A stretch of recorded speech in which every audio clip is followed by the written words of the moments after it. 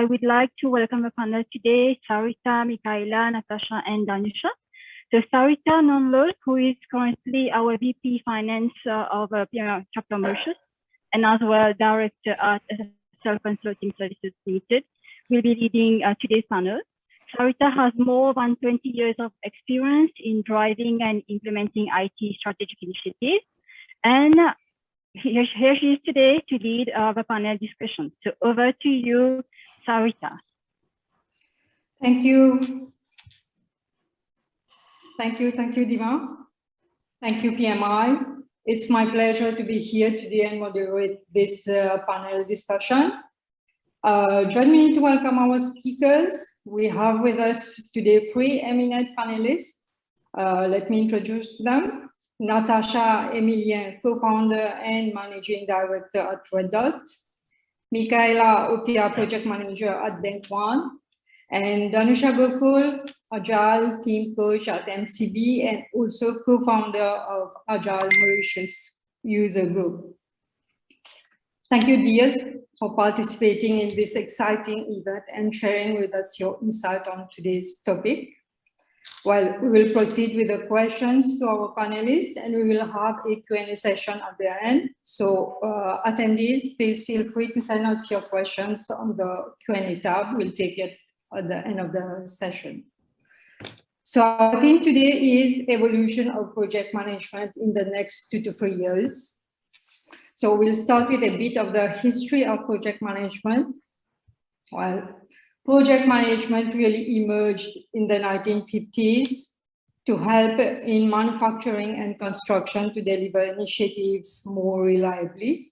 Nevertheless, project management that is transforming ideas into reality has been practiced for as long as humanity has existed. If we see projects like the Stonehenge, the pyramids, the Great Wall of China, and so on, there are so many examples.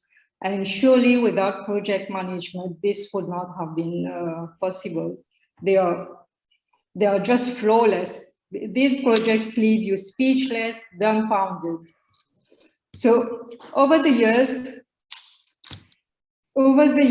project management has evolved and seen such a huge acceleration. It has evolved as a profession, and today project managers work not only in the construction or IT industry, but in absolutely all industries, be it health, be it legal, be it financial.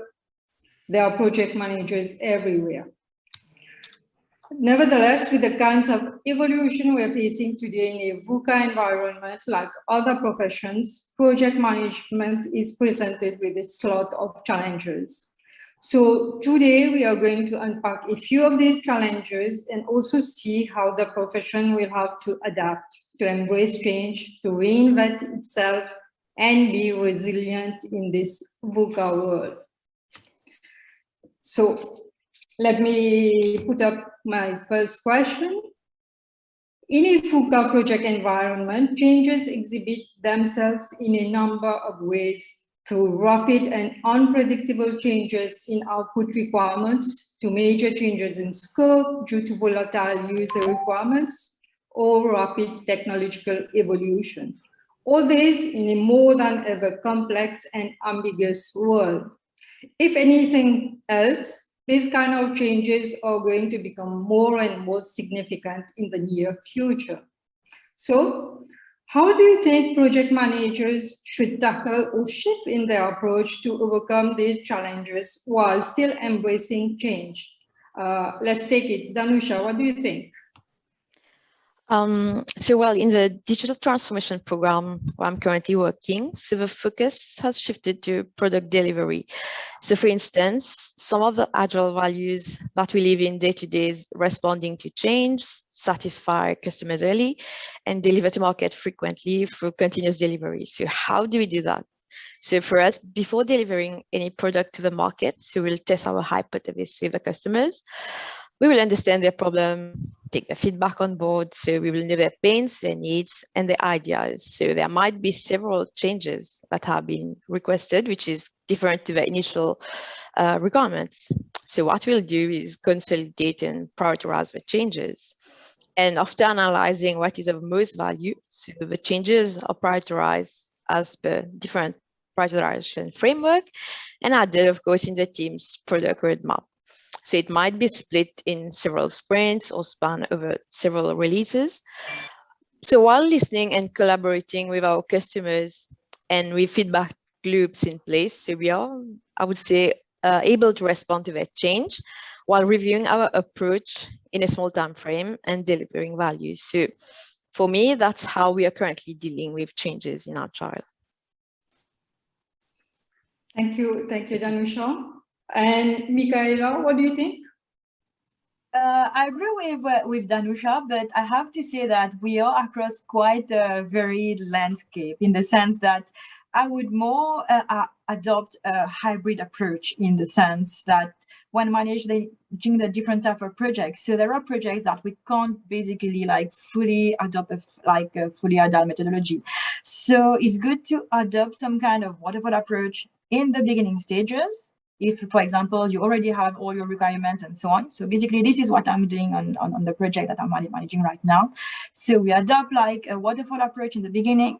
And then as we evolve in the different stages of the project, we include like different agile concepts. Like, for example, the way that we do daily stand-up meetings, which is very useful instead of having like a long, have to wait for a week for like one meeting per week. So I think it's very important that to make things move, to optimize the different processes that we have while managing the projects. At the same time, it's very important to keep our stakeholders, all of them, like they need to be aware of what's happening in the project. So I guess it's very important to adopt that kind of agile and hybrid approach mostly in the way that we are managing the projects. Thank you, Michaela. And Natasha, what do you have to say? Yeah, hello everyone. So yeah, I tend to agree with Michaela as well because I mean I've been working on both sides in a very traditional corporate world, you know, where we do a lot of waterfall projects, and also I've been doing quite a lot of agile projects as well. So I really believe that you can't have a one size fits all. You know, you really need to adapt to the problem you're trying to solve, to the situation you're trying to cope with, right? So for me, the kind of shift I'm seeing in project management is really about adaptability, right? And being able to make sense of what is happening and be able to take some critical decisions around what is happening. So in that sense, for me, and I'm a little biased saying that, but I believe that project managers of today should be more entrepreneurial in that way, that they have to be agile, adapting, and also ensuring that things all get done. So in whatever types of project you're trying to run, whether agile, whether waterfall, at the end of the day, the project manager needs to take accountability for the delivery. So they need to embrace some kind of entrepreneurial approach to it and just ensure that projects are being done and delivered according to the specifications. Absolutely, I would not say otherwise. So some of the keywords that we've picked up from our panelists: agility, hybrid approach, flexibility, communication, adaptability, no one size fits all, accountability. I think they are all of equal importance to drive success into the projects. I couldn't agree more than with you. So with that, let's move to our question number 2. Take it, the other factor in project management. The human factor is predicted to play a key role in the future of project management. Project managers will not only be required to deliver the tangible deliverables, but also manage the human element, which is key to the success of projects. Now, beyond project management, hard skills, tools and techniques, acquiring other leadership-related soft skills is becoming vital today and in the near future. Some of these soft skills, which are critical and non-negotiable today, is envisioning, goal setting, listening, speaking, collaborating, negotiating, supporting and reinforcing, coaching, mentoring, so many skills that play a significant role in to drive change and ensure success. What are your views on this? How important will the upskilling or the reskilling process be for project managers to stay relevant? And to what extent do you see the role evolving from that of a manager to a leader? So let's start with Michaela. What do you think? I fully agree with you, Sarita, because I think that for me, stakeholder management is the most important factor to manage, to really take into consideration in a project, especially if you're managing a project with different, characteristics, people who have different, they don't think the same way, different cultures, like you have projects and you're managing stakeholders which are from different countries, from east to west, basically. So you have to adapt to the different cultures, the different working hours, the different laws. You have I think it's very important, for the project manager to have these soft skills. It's very easy to learn those technical skills, but skills like emotional intelligence, like the ability to negotiate with the different stakeholders, resolve conflicts. As we know, in all projects, you have conflicts nearly every day. And you really need to be able basically not to take stands, but to be here, to listen. And also, I think it's very important to collaborate with everyone, because the project, it's not the project manager only. You have different stakeholders, people who really work to make the project a success, if I may say. And so it's very important also to empower the people with whom we are working on a project. So make them accountable for the task that they are doing, ensure that they are given the proper feedback on the task that they are doing, and basically just to be yourself in the way that you are, to always be frank in all your discussions and so on, and have in mind that we are all together and we are doing things basically for the project, for the greater good of the project. So yeah, for me, stakeholder management is one of the key aspects, and very often there tends to be a lack in this specific aspect, because we tend to focus on the deliveries, the timelines, and not on this human aspect, if I may say. Thanks, Michaela. It's spot on. And Danusha, what do you have to say? So thanks to Michaela, so you spoke about emotional intelligence, so that's one aspect.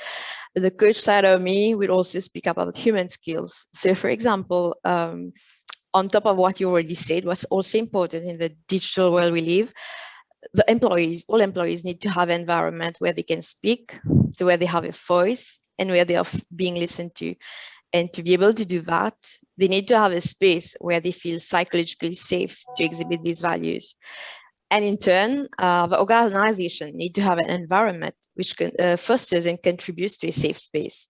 So as leaders, developing and displaying servant leadership is key here. So how do we do that? I think you spoke a lot about that, but it's not only employees, but the leadership as well. So we need to have that servant leadership skills. So I would say listen to our people to understand their need, become self-aware of our emotions and behaviors so that we can see how this affects people around us. And rather than using authority, persuade people to take action. So we learn from our past experience that will help us shape in taking better decisions. And what's also important is responsibility for our action, so that we're accountable and role model for team members to play in the organization. So we commit to the personal and professional development, like you said, of everyone, and we create a sense of belonging within the organization. So for me, displaying servant leadership in a safe environment is key here. Like we say, happy people, happy customers. So for me, that's my takeaway.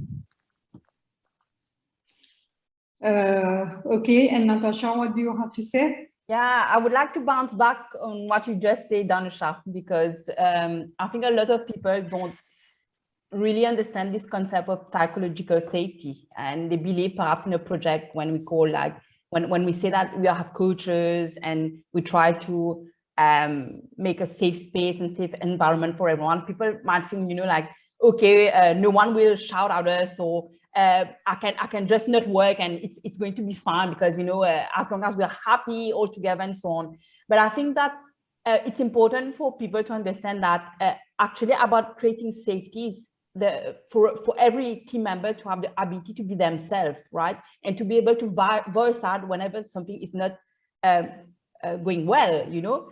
And for me, I would like just to plug in another concept, what I like, and that I like much, which is called the radical candor concept, meaning that people in a safe environment should be able to say things to each other, right? Even if they are tough things, even if it's saying like, okay, you were supposed to give it, to give that piece of information to me yesterday. You know, I waited for you. I couldn't work because of that.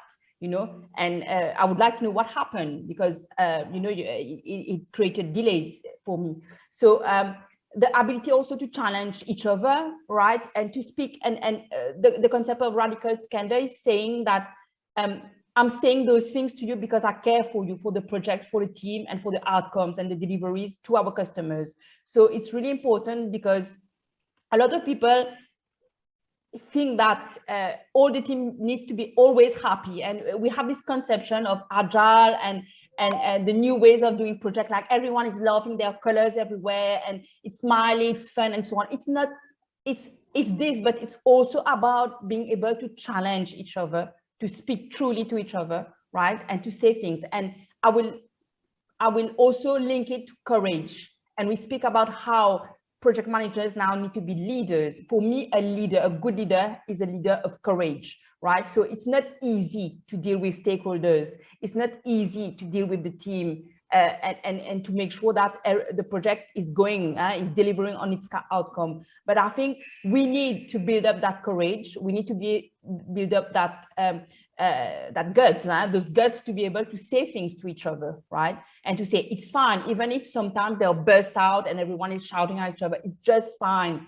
We are who we are. It's nothing personal, but we need to deliver on the outcome. That's it, right? So I just wanted to give my perspective in terms of, you know, we as an entrepreneur, we are really focused on delivery, and Sarita will know about it, but we are always looking. So of course we are trying to keep people happy, but first is about delivery and customers, and then, you know, try to make everyone as happy as possible, but saying that we need to be very honest to each other. Okay, that's another perspective, which is quite different from what Michaela and Darusha has said, but you're right, absolutely right. Here, the key word I can grasp is the environment that we need to create for the team members, for the whole project team, so that we all have the same vision to achieve what we are asked to achieve in any project.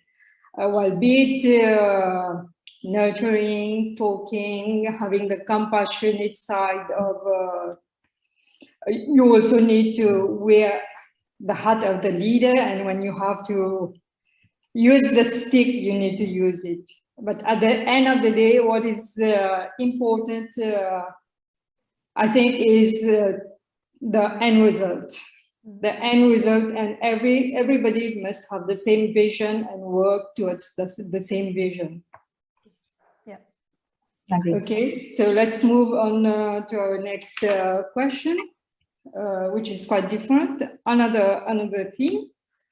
With the world becoming more and more complex, we have seen project management techniques adapting to these changes over the course of time. Today, new technology and innovation are pivotal and for sustainable development and success for any organization. How do you see AI or RPA impacting on project management? To what extent AI and RPA can become a threat or an opportunity to the profession? So let's start with you, Natasha. So yeah, for me, every technology piece, every tool like AI, blockchain, RPAs, and so on, for me, they're really tools, right? And the thing is, for me, they won't be able to replace good project leaders, good leaders, right, in the larger sense. because the skills required for being a good leader, we spoke about entrepreneurship, courage, emotional intelligence, the ability to speak from the heart, to engage people and so on. It's not going to be replaced by technology, right? There's always the human side of it, which will not be replaced. However, the opportunity there lies in the ability for people to use the tools, those technology tools to automate or to use them to lighten some really groundwork that project management is doing, and to enable the project managers to focus on the more high-level strategic things in a project, right? Including stakeholder management and the team management, right? So for me, it's really about not a threat at all, but really an opportunity that we can use in project management. Thank you, Natasha. Michaela, what do you have to say? Actually, I'm fully aligned with what Natasha has said, because I think these tools, they are used as enablers in our projects. Like, for example, Jira is a very good tracking tool, and it helps you, like, instead of using, like, the normal, like, old big Excel sheets with hundreds of tabs, like, and you get lost in the end. So I think it's very important, like, to use these tools as enablers in order to help you achieve your project goals. While at the same time, it's very important, like, you don't just focus on these tools. You can, like, invest on the best tool on the market to use in their projects with AI and so on to make predictions. But if you don't have the human skills, if you don't know how to manage the stakeholders, like we said previously, I mean, it's like basically you have like a Maserati or a Rolls Royce, but you can't even, like, drive it. You see, these tools, they are here as enablers, and we should not forget the human aspect while managing the project. So this is basically my 2 cents on that. Absolutely true. And Danusha? I think for this, we are all aligned with Natasha and Michaela. So basically, for me, for any tool, so I will consider it my partner. So if I can have a tool to focus, to analyze, or to predict, for example, be it in terms of product delivery, that can predict for me, it's an opportunity, I would say. So if I can have a model that can predict my target customers, for example, their trends, their habits, so that will help me to make better decisions. So I would say AI is our partner in that. Now, for example, like you say, RPA. So if I have one which will remove repetitive tasks for me, like Michaela was saying, so timesheets or all these Excels previously you have to do. So that will free a lot of my time, so I can focus on improving and acquiring new skills. Now I have that human skills, which will be complement. So I would say they work hand in hand. So we should take that as a partner. So we are using it in our projects. So AI for me, it's very helpful. So I would say they both work together. I'm fully aligned with all of you, and I'm sure all the audience is aligned with this. I think we really need to leverage on these tools and use them as enablers to help us advance on more value-added tasks and leave the repetitive task on RPA, on tools like RPA. So let's move on to the 4th question. If organizations are serious about improving project delivery and delivering strategically aligned projects that generate business value, this implies elevating the discussion beyond senior managers to the C-level. What are your views on having a project management professional, let's say, whatever the title, let's say a chief project officer, in a C-suite role? Michaela, what do you think? I think it basically depends on the size of the organization. Like, we have seen very often, like in large organizations, like the strategic vision is not necessarily cascaded to the bottom. And so basically, while managing projects, we are having projects which don't basically meet the strategic needs. And I think this is where the role of a chief project strategic basically officer could step in. And like I said, so I think it could be like some kind of mix between the PMO director and the C-suite role. So he would be basically responsible for having like translating this tone from top, like to all the different like members of the teams, so that eventually they know what the vision is, and strive to basically like manage the projects and have initiatives which are as aligned to the strategic vision. But of course, that depends. For big organizations, it's good, but for more small organizations, it may be redundant. I think it may be taken on a case-to-case basis. This is basically what I think of. Yeah. Yeah. Thanks, Michaela. Danusha, what do you think? So I tend to think different than Michaela. So for me, in today's digital economy, it's very important to improve project delivery and strategy. So for me, organizational agility is important so that we can deliver value in the shortest sustainable time, to evolve and implement new strategies, and to reorganize the organization. But how do we achieve that? So for me, it's very important to extend the lean agile mindset to the entire organization. We tie that with the company culture. So on top of having agile technical teams, we need business teams.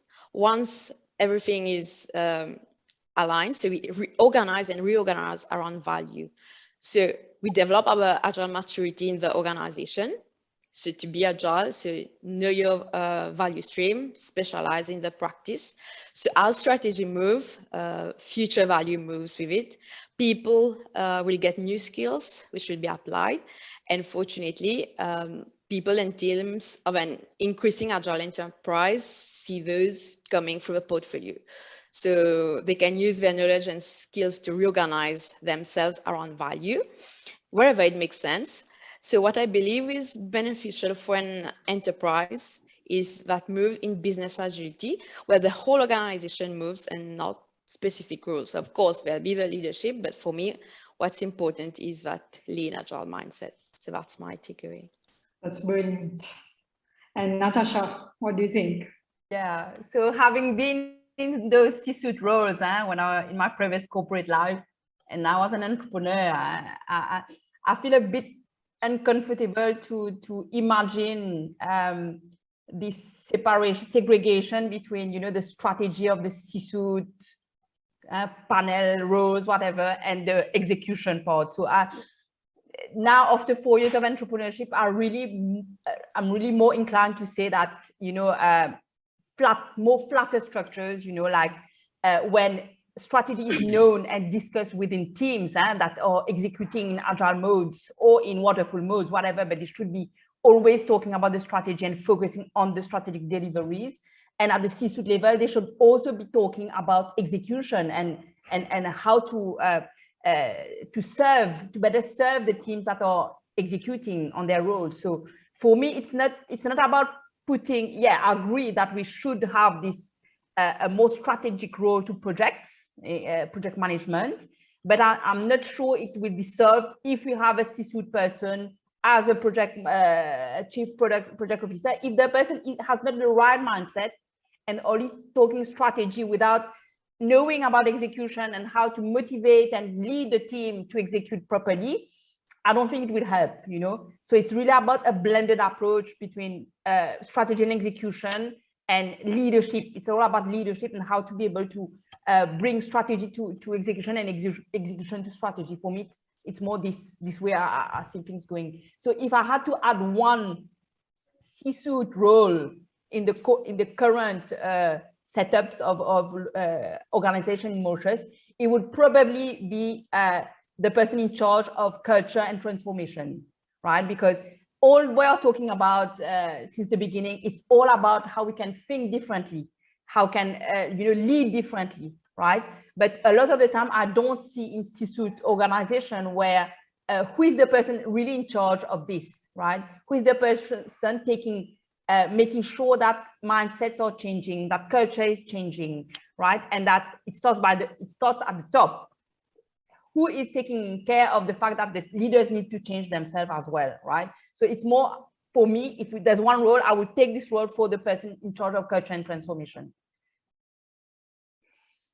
Okay, that was quite a different perspective. Okay, well, here I think I will talk about my personal experience. Like you said, me too, I've come from the corporate world, and I've seen the kind of mindset with the different customers or in the at C-suite level. Very often, project management is just seen as the how would I say, that means I'm doing the administrative side of projects, execution level. But don't you think having someone at the C-suite level spearheading the projects will bring a different kind of insight?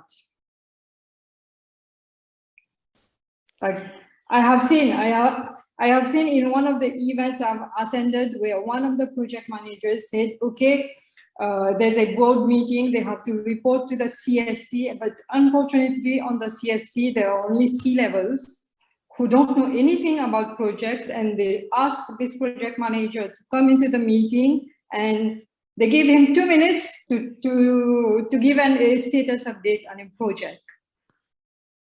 So what do you think, Natasha, of something like this? I think, for me, it's completely unacceptable. No, of course not. But I mean, for me, as long as we define the role of that person and that we make clear that it's not only about, you know, sitting in his chair and talking about strategy of project and not knowing what is happening on the ground. As long as, you know, the person is able to really manage the stakeholders, including the C-suite, including the CEO and the board, and able to really bring back, as I'm saying, the execution into the strategy and the strategy to execution. I mean, if we call it Chief Product Officer, Project Officer, yeah, why not? Call it COO. Forget about the title. No, it's really about the person who's making, because a lot of time, you know, we have very specific roles for finance, for marketing, for HR, and so on. But who is taking care of the rest? You know, the glue between the people and the strategy and the execution, and making sure that things are done. You know, so you know, for me, this is key. If it's the CEO, it can be the CEO as well, who does that. But yeah. I agree with you. This is not acceptable. This is what you just This is becoming too interested, but I'm being told that we are beyond our time allocated. We have just one question from one of the audience. We'll take at least one question. So what are the skills project managers will need to be equipped with for the next 2 to 3 years? Whoever wants to take the floor. Danusha, what do you think? Yes, I would say human skills. We've talked a lot about that. So because the role has evolved, so you should work together with product. For me, it ties together because at the end we are delivering something, a product, and it's very important to upskill, to learn. And the human side, I think it's very important. Okay. We spoke a lot about in this session, so I think that's very important. Yeah. In one word, Michaela, what do you think?